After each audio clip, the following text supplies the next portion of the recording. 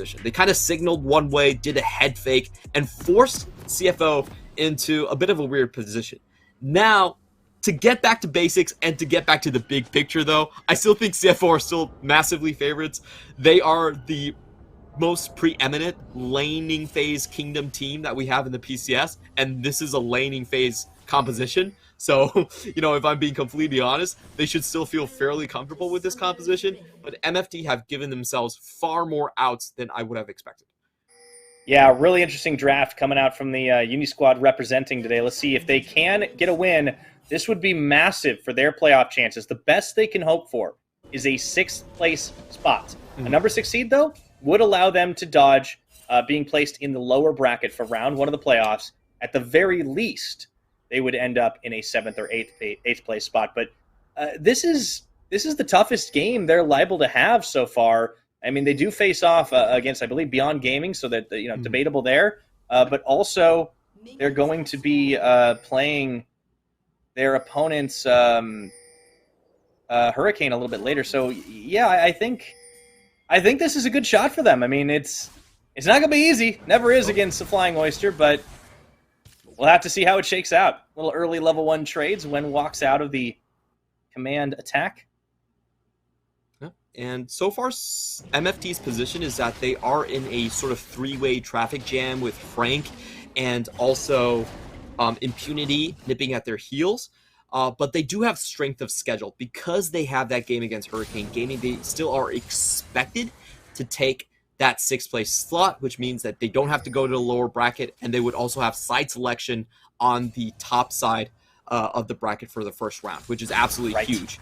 And a big thing to remember is in our playoffs, at least this year, we are playing full 5v5. So side selection actually matters a lot more because you have 3 games. It actually matters less, but it's still good to have to get that 3 games in versus the 2 potentially if the series does go long there. So this is what exactly with huge win rate split. Yeah, this is kind of what MFT is playing for right now. Is for side selection in the first round if they get 6. Yeah. Now on the opposite side for CFO, they're at 10-5. They're 1 win back from J Team. They're tied with Beyond. Every game really counts for them because you would like to get a number 3 seed just because you end up facing a weaker squad, which could very well be the likes of MFT compared to either J Team, Megabank Beyond Gaming, possibly if Deep Cross or even PSG Talon Drop. We'll have to see. But it's a bit of a different caliber there, and you have a much better shot of coming out of that best of 5 ahead rather than dropping into the losers bracket. So you definitely want to secure that now. Speaking of securing, Gemini came a little bit close to taking away 665's jungle, but no dice. Now, I think for everyone in the top 5 that isn't PSG, their goal is to get number 2. If you get 2nd place, that means you don't have to face PSG at least until the winter finals, which is massive. Like, if you think about PSG, their current biggest strength is their draft, and that will be amplified in best of 5s. We see Mission taunted, but he should be okay. Yeah, 665 is going to just drive by, as well as Gemini. A little bit of lane tax coming through there, as he loves flashing that Invictus emote today. Yeah, I'm not sure Invictus Gaming is necessarily the team that MFT should be trying to emulate. Got it down to right click. Hey man, they're world champions. Gotta give them something. That's true. That was a couple of years ago. So it was. Their playstyle is kind of we get the best players because we're filthy rich. I don't think MFT goes for that strategy at all. So we'll see if. No, they're college kids, man. It's the opposite. Yeah, so they're kind of feasting on ramen for most of their day. So I'm just wondering if that's the team that you want to be trying to emulate, or maybe they're saying that it's the Ning philosophy where they're trying to get happy times. But we should come back into the game just a little bit. We have been talking just about a lot of random stuff. But the most important thing to note right here is because of the full lane dominance that we've seen from CFO, Gemini is off to a great start. It's double scuttle. His lanes are completely safe. I like this start a lot from Gemini. He is behind in tempo because he did check out the enemy jungler position, which is exactly what you want to do if all 3 of your lanes are pushing. He found where 665 was early game. He took both scuttles, and his lanes are incredibly safe. So as a jungler, I think Gemini did a fantastic job with this early game. Yeah, and this is allowed because, as you said, his team has been getting very far ahead in the lanes, and this is what CFO have to do. This is a team that really needs to dominate. Rest, speaking of, not quite level 6 just yet, but he is still bullying Taco out up in that top side on the Ornn, graphically undying, keeping him in the lane for the time being, but he is zoning him off a little bit of that farm. Shun easily dodges the hook. One of those things about a Nautilus, of course, another champion with a heavy engage, a little more telegraphed, and ooh, instant flash from Shun as 665 shows bot side. But that is a good trade for MFT, as they do get a summoner for free. I actually really like that flash from Shun. We'll talk about it later as Gemini should find 665 here. Well, there we go. Sonic Wave easily connects. Dishes the damage. The mid laner's coming to play as well with the smoke screen up, and he's going to walk away from it. But can Shun get away as they get to, and Gemini flashes right back in. It was all a bait. Renhouse should go down easily, and the Lee Sin gets a double kill. Beautiful stuff from Gemini. Flashes in to save his AD carry right there. And all of this really stemmed from Shun's decision to flash away from the slow.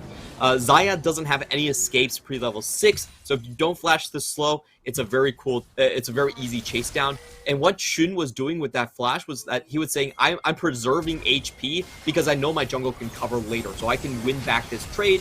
We'll watch this again. They go in, but the heal is still there. Gemini gets the shield and the kill down. They also pass over the double. But ooh, we are getting some wins from MFT. Yeah, we are right now. CFO, they went a little bit low on that Ocean Dragon. However, Koala will be able to take down when it's fired back. Still, it's a 2-for-1 trade, and the Dragon steal for MFT as CFO bite off more than they can chew. Wow, that's a huge swing in the momentum right there. They actually get the shutdown on Gemini too, over to 665. I'm sure we're going to get a replay of it, but if I had to guess, CFO just went super greedy on the Drake. And they were. Look at Gemini's health bar. You can't get away with that. What are you doing, Gemini? Well, that's just playing fast and loose right there. I don't have much explanation. I don't think it needs much explanation, but that was just kind of ridiculous. Their AD carry was back in base. The enemy was already coming back onto the field, and yeah, great move by 665. They just caught him red-handed. So both junglers now have 2 quick kills picked up. That's an interesting turn of events here, and it does seem like we've got head scratchers and outplays so far. Level 6 starting to come in on the CFO bot side. Although they are uncontested down bot just a second till Whale and Renhao come right back into it. And we reset just a bit here as the game stands. Still CFO favored, but MFT are showing they've got teeth. Yeah, if I look at that trade, just the bot lane trade and the 2 kills going back, I actually think it favors MFT a little bit in terms of game tempo, because they are the late game team comp. Koala going in. Yeah, good face breaker into the showstopper. Renhao taking all the damage, and Whale, oh no, he autoed a minion there. He knew he wasn't going to win that trade.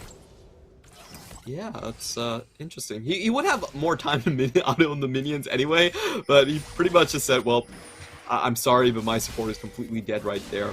It does look like MFT will still have to wait further into the game, but as I was saying, they do have that scaling to look forward to. Their team is just such a beast in terms of objective fights. There's no way the Renekton is getting past the Ornn and the Galio here. So, you know, they do have things to still look forward to. And CFO have to be careful. They cannot drop tempo against this type of team composition. Yeah, Rest walks up, disrespects the positioning a little bit, does get punished by Taco on that Bellows Breath. And Gemini waiting in the wings, 665 clearing the ward away. Don't think he's going to go for the 1v1 trade. Now that these junglers have a bounty on them yet. Yeah, Russ actually wasted a lot of time starting Herald there. A bit of a weird move, considering that he didn't have backup, and now Renhao might find a catch, but that's level 6, though. Level 6 on a Koala. He doesn't have ult, though, and he's having to walk away with the safeguard from Gemini. Mission isolated for a second, but there's no follow-up, there's no chase. Herald's still aggroed through it all. MFT are the ones controlling this side of the river. Yeah, and we do have to remember MFT are willing to take this. Into the Renekton, he flashes, hits the wall, slices, dices over, 665. The Herald finishes it. Of the Herald. Secret Agent Shelly. The great call by MFT here to start that fight. They nearly got the 2-0 lead there, and I really like the fact that they're willing to start this even with Renhao on level 5. They have such a strong team fight composition on this phase, and even with Wen not having priority, he can still come in with the hero's entrance later if need be. Just to watch this play again, I don't like CFO's idea here of straight up challenging this. I think they don't have the composition to really do this. So they do lose another kill onto Gemini. Fortunately, they do get a trade back because of a Shelly right there. But I feel like CFO, they need to have bigger leads in their lanes before they can start that. And honestly, if they have just a little bit more patience, they should have the ability to do so. Their bot lane is pushing in, their mid lane is pushing in. You know, just take things a little bit slower. Make sure that MFT can't actually match the tempo there, and you could take it for free. So I see CFO as trying to play this tempo game a little bit too hastily, and they're running into a team fight composition from MFT, which they don't want to do. Yeah, fast and loose seems to be the name of the game for some of these teams already locked into the top 4, top 5.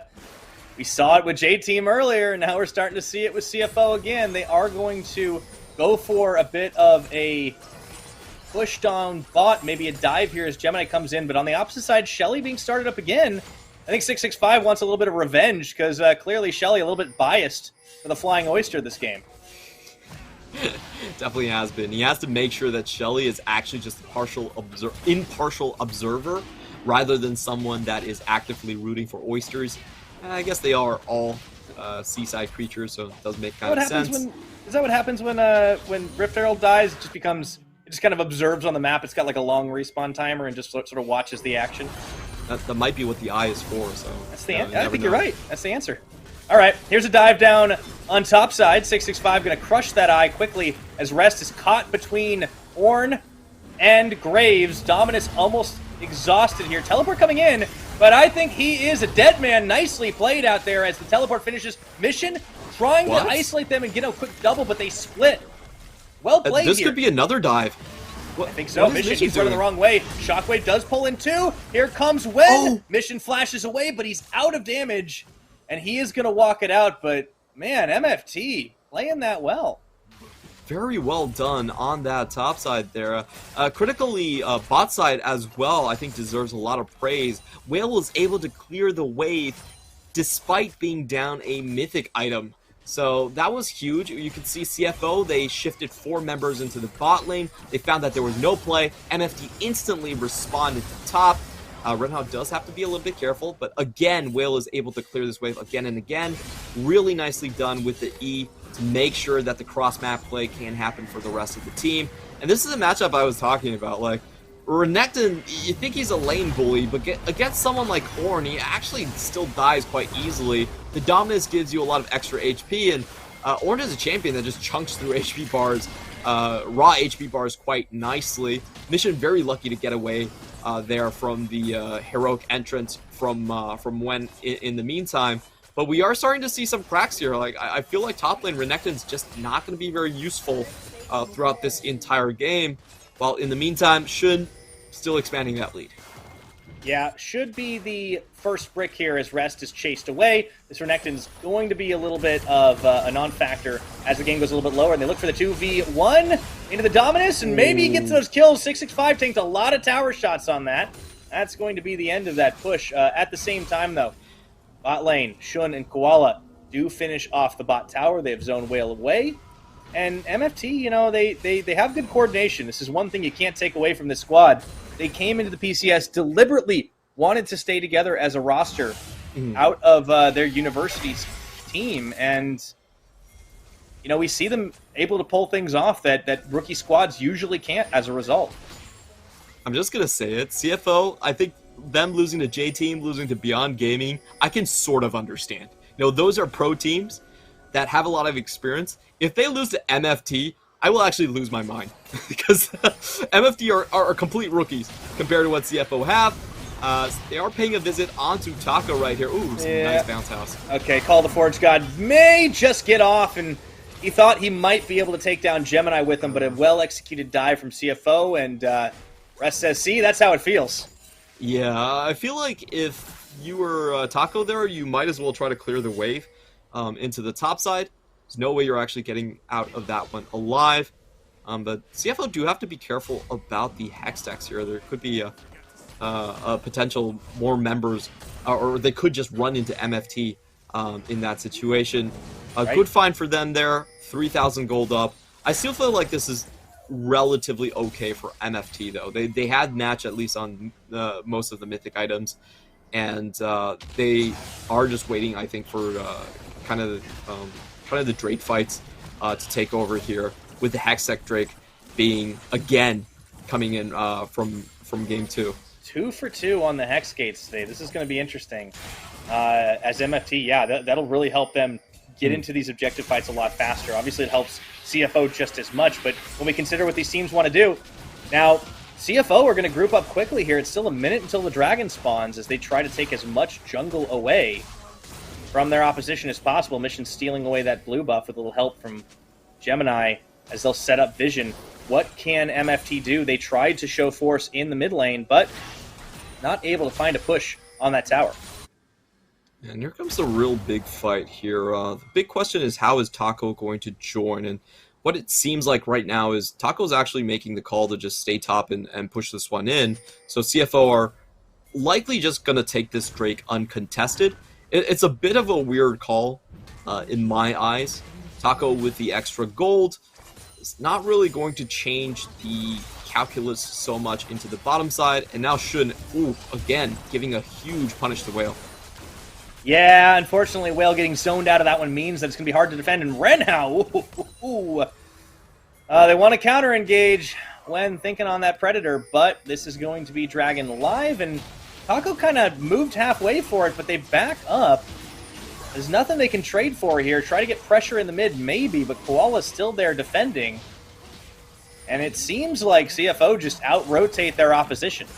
Yeah, and we have to remember that there is still a TP on the Renekton as well. So if there is a fight that MFT try to catch her, it won't be a 5v4. It still will be a 5v5. So I just think the positioning from MFT was far better there.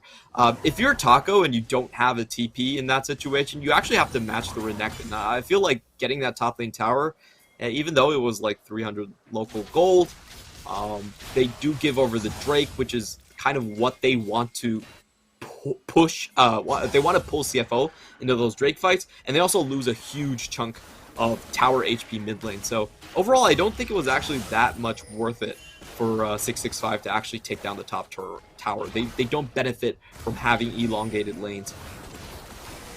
But the Herald priority continues here as they try to get this one. However, it does seem like CFO want this fight, and Whale and Renhao have kind of backed away from this. They're trying to pull Shelly out and teleport. Maybe it's all a bait for the long fight, but this is a delicate dance as they crush the eye. 665 walks away. Man, they just want to zone him off. Here comes the Call the Forge God, I should say. And it completely whiffs, except Koala gets bursted down to 0, and they're gonna find the Renekton as well. Even in the dominance, the flash, they try to chase him away. No, he slices and dices. And that's going to be the end of that. A 1 kill. And a bit of, I'm going to use your favorite phrase, Clement, a bit of a head-scratcher on CFO's engage there. Yeah, I think what... Koala, if he was able to... Although we still have more fights, though. Okay, they really wanted that blue buff, but now we're seeing all sort of questionable decisions. Teleports keep going. This fight is not ended, and Wen is down. What is happening? I think both teams got kind of antsy right there. You know, Koala just didn't press any buttons. He had Flash, he had Ultimate, he had Facebreaker. He chose to use nothing. Just simply died. So, kind of a weird first take there, but CFO get a massive punish on the blue buff right afterwards. There was really no need for MFT to over-aggress there, especially when their bot lane was moving away from the scene already. So, calculated by CFO, maybe? I don't know. That's some fuzzy math, man. Big swing, though, for the Flying Oyster right now as they start stacking in more bank. And here is the counter engage as the jungle was coming through. 665 secures the red. But yeah, end result is Herald secured, but MFT lose a lot of people at the end of the day. Let's see if they can make that Herald pop worth it, as they did take a little bit of time to get it. And yeah. Game's pace has been a little bit weird. Very interesting. While we saw Gemini and 665 trading bounties, who's been profiting from all of this has been Shun. He's already 3-0 and 2 right now. He's been fed free kills all over the map. And I feel like this is something that MFT do need to think about. He has a very early Lord Dominic's regard against the Nautilus, the Galio, and the Ornn. So this could change the calculus significantly. CFO might not be that afraid to take a front-to-back team fight if they can melt through Daco. Yeah, and they do have some engage tools, right? I mean, you're really going to rely on Koala here to come in with the showstopper, and he's still deceptively tanky enough. I mean, you get a lot of that shield off of the Haymaker, so it's always possible that they feel confident enough to do it. Gemini actually sniffing as he sees Renhao there, and it is going to be a fair bit of map controlled by CFO. They'd like to knock down this last outer turret here in the top side, and just going to let the minions crash. 665, Wen and Whale going to be in the mid, but they've barely been able to tickle that tower. Yeah, so what CFO are looking for, whenever there's a 4-man like this and Ornn isn't there, I expect them to just full-on engage. They have a massive gold lead, and they can cut through these non-frontliners super easily. Their only real threat is the 5v5 with Taco present. So I feel like MFD have to be very, very careful. I do like what they're doing right here, but I would feel a lot more comfortable if they have a little bit more warding presence on the left side. You can see because they don't have a pink for that ward, they will just drop Wen as a mobile ward there and make sure no one can flank them. And now they have Taco, they can play a little bit more aggressively, but they really can't afford to split up as 4, in my opinion. Gemini is a little too good on the Lee Sin. And they should expect to be caught out. Yeah, CFO, after defending, will be able to back away from here. Whale staying relatively safe just on the edge. But this next dragon comes up in 10 seconds. Neither of these teams want to give up a player before it happens. Would establish a pretty big Drake stack here for Flying Oyster. Gemini spotted out by the ward as he throws down control. Dragon's live. 665 starts it. Here they go through safety. Renhao a little forward. He does engage. Koala's actually managed to catch him. But they are going to be able to back away from this. The question is, can they secure it? Rest and Gemini around the side. Always a possible Lee Sin steal here. And they are going to try to fight immediately. They do find the Xayah into the Featherstorm. Shun shuts down Renhao, but Taco takes Rest out of this one, and Gemini is going to need to beat feet to get back to this one for the steal. Tries for it on the Sonic Wave, but MFT will even up the Drake stack on that fight. That was insane from Renhao. How does he find Xayah in the middle of 4 members? Sure, he pays with his life, but that was totally worth it to burn all the summoners from Shin, burn his flash, his heal, get his ultimate, and also get a Hex Drake there. We have to remember, CFO are actually coming into this fight with a strong gold lead. Let's watch this beautiful play from Renhao again. Just finds Shin out of nowhere, followed directly up into the ultimate. You can see that CFO are trying to flank with Rest. He dies as he tries to cover the ramp, and they get the Drake right there. I have to say, MFT with a huge win. Yeah. You don't actually have to kill the Xayah. You just have to make sure she can't keep fighting. And that's massive right now. MFT, talk about Renhao dying for the cause, and a really good setup. It allows Whale to aggressively jump forward, make that play. He's going to start evening out a little bit more in items after that Phantom Dancer complete. And yeah, 23.5 minutes into this one, MFT, they're equalized on Drakes. We won't have an easy stack on this, and remember, this is the team that scales more comfortably into late game. Yeah, if you think about the damage distribution, just look at the Ornn.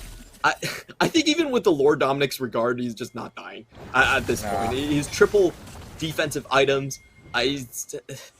Like, Orianna's not going to kill him anytime soon. So, as we go into late game, these fights are going to look more and more dire, and MFT can play ever so aggressively with their front line because they just can't die at this point. So they can push position super easily.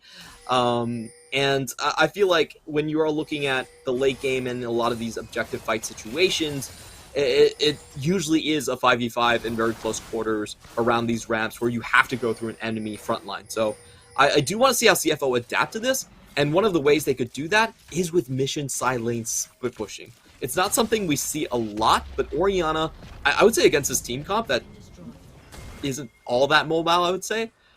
does have a chance to kind of pull apart the composition from MFT. And remember, CFO's win condition is fight when MFT are 4. Fight when Taco is not there. So far, seems to be them hitting the go button to try and defend on their towers. Only one has been found by MFT, but they do have more of the map control at the moment. Ooh, Koala deep in enemy territory there for a second, but nobody was there to try and catch him. You can see Taco kind of prevented from rejoining his team. And he can be a threat on the side lanes, but he wants to be with the squad when possible. Teleport advantage, though, in favor of MFT if they want to bring Taco back into this one. Rest, of course, can match, but Mission cannot. Into the mid lane, Shun leading the charge. Might be able to knock that tower down. Winds of War aren't doing a whole lot here. I have to say, Wen's been having a bit of a harder time. Here comes the call to Forge God. Shun is going to spend his Feather Storm, and Taco gets a knock off the taunt on Koala, and that's a big shutdown. 665 finding the final shot, but unfortunately, there's enough left in the tank here for CFO to keep it going. 1, 2, 3, traded for 1. Make that 2. Rest is still a big gator, and he says to MFT, see you later. Yeah, great play coming in there by CFO to salvage the situation. I feel like MFT actually overcommitted on the kill onto Xayah. The rest of the team did need to go in and pack damage. Actually, 665 could have finished off that kill by himself. So I think Wen and Whale actually unnecessarily put themselves in way too much harm there. And they end up in a situation where 665 has to go 1v4 to secure the Baron. Props to him, he does complete it. Single-handedly chase him off. Let's see this again, because it's a really nice setup from Taco to try and pincer Shun, forces the ultimate. But you're right, they go really deep here. Wen doesn't need to flash this at all. I don't see the purpose of Wen and Renhao flashing in for that. It was completely unnecessary. 665 could have just finished off the kill, and essentially what their flashes did was they gave Mission a massive shockwave. That's all. Yeah. Like, they didn't even get damage off. So they really need to trust in 665 a little bit more and not funnel themselves so hard against a Renekton and Mission and Orianna. Like, I will say, Whale has not looked all that, or excuse me, Wen has not looked all that great this game. His Galio he's kind of been hard forcing it a little bit. We've seen a couple of combos, but he's not always been necessary. Like, I don't know. He's got a little too deep sometimes, and not been as impressive. In Chinese, we call this having an iron head. So you basically try to just smash your head against a brick wall over and over again until it works. 665 also demonstrating that right there as he gets caught on the Baron Pit wall. But fortunately enough, the Scryer Bloom doesn't catch that, so it doesn't count. Yeah, of course. Nobody saw it. It's okay. So, as we even out just a little bit, as it stands, CFO at 28 minutes still have a decent gold lead, just about 5,000, but they importantly also have a dragon advantage in the aftermath of that. They were able to secure another Hextech Drake, so they are on soul points. There have been a lot of dragons for 28 minutes on the map. Teams are really focusing on that objective. And this is going to be absolutely massive here. CFO do have a huge incentive to actually just walk in to MFT, and I feel like MFT are not going to let go of this opportunity either to full-on punish them. Once again, all MFT have to be careful of is just to make sure their front line doesn't bunch up like they did the last time. Their front line, if they play front to back, even with how fed Shun is, MFT should still win, even with the 5,000 gold deficit. Like, that's how crazy some of these scaling compositions can be. So, don't do anything crazy. Keep your distance. Make sure that you're always there for your backline to just dish out damage and just take things slowly. I feel like MFT definitely still have some game to play. They certainly do, but they have been trying for quite a while to crack this mid lane, have been unable to do it. As Rest stays on the bottom, no one has contested him here. So he kind of gets free farm, and he's going to be able to just secure this and slice and dice his way out. So while the Renekton, in a sense, has fallen off a bit, with Hullbreaker, he can still be a deadly threat on the side lane for a good chunk of this game. No nerf on the Hullbreaker for melee champions here, and this has been a very long wait for Taco and 665. They've been sitting in that brush for 2 waves at this point. Rest is right back on bot. Shun's just too smart to be caught out like that. Now Renhao's in trouble. Yeah, Sonic Wave is going to pull himself to safety, but guys, you're losing bot lane. This Renekton's just absolutely shredding what you've got here. They're going to go ahead and send the Galio to try and defend. But we're still watching if this fight happens here. Rest is out because Taco showed up as well, so they have a numbers disadvantage in the mid lane. Renhouse got what's going on here? MFT, man, they're just collapsing.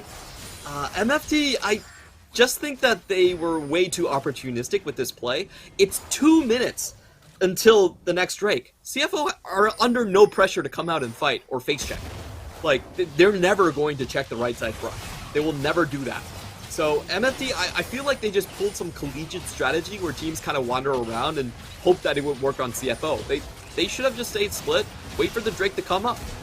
Yeah, Drake 665 flashes very early into the pit, and they try to zone him off. It's going to get secured, and so is his life here as MFT will try to remove Baron from at least 1 or 2. Shun goes into stasis, but you see, he's brought away from the carries, courtesy of Koala. Shun lives, but the same cannot be said from Meta Falcon team when dropping Taco soon to follow. They may have lost mission, but that is about it. Koala's still going to hang into this one as he gets a smash to the face. And with 4 members strong, it's a Baron push topside.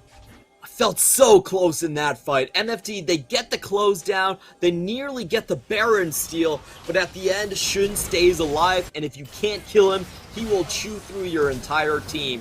So remember at the start of the fight, this is essentially a 4v3 situation. Whale comes in super late, does go down, take a lot of damage onto Shun, but this is so well done on the side of Shun. He takes the challenge straight up against the Tristana, drops her low, and then Koala is able to finish off the kill with the AD carry gone. No more threat onto the back line, and we just have a good cleanup coming in from Shun. Renhao again gets caught out. Yeah, Xgate's just really doing some work here for CFO as Renhout tries to dash to safety. Now 665, caught isolated from the pack. In goes the Shield of Duran for when they're going to turn this one. Rest, maybe going to fall, but no, a massive shockwave there, allowing Shun to pick up a double kill. Taco Whale 665, they want another fight here. They're going to get mission on the knockup, but Shun's still threatening. It's a 3v4. MFT really playing with fire on this one, despite the fact that CFO don't have scaling on their side. They certainly have the gold items and the damage, and Shun deletes Whale by sticking him full of feathers. Not a lot he can do here. Koala, Hex Flash is over, Showstopper, and I think the show might be over soon. Rest takes another one, Taco soon to fall after the dash. That's the ace, and they're in the base. Oh, such a close game from MFT. They held on for a long time, but unfortunately, they didn't have the patience to execute this composition the whole way through. CFO will get some sweet revenge right here for their earlier losses. Not against MFT necessarily, but for their Week 4 and Week 5. And what item is Rest going to buy? That's the big question. He finishes the game with the Medjay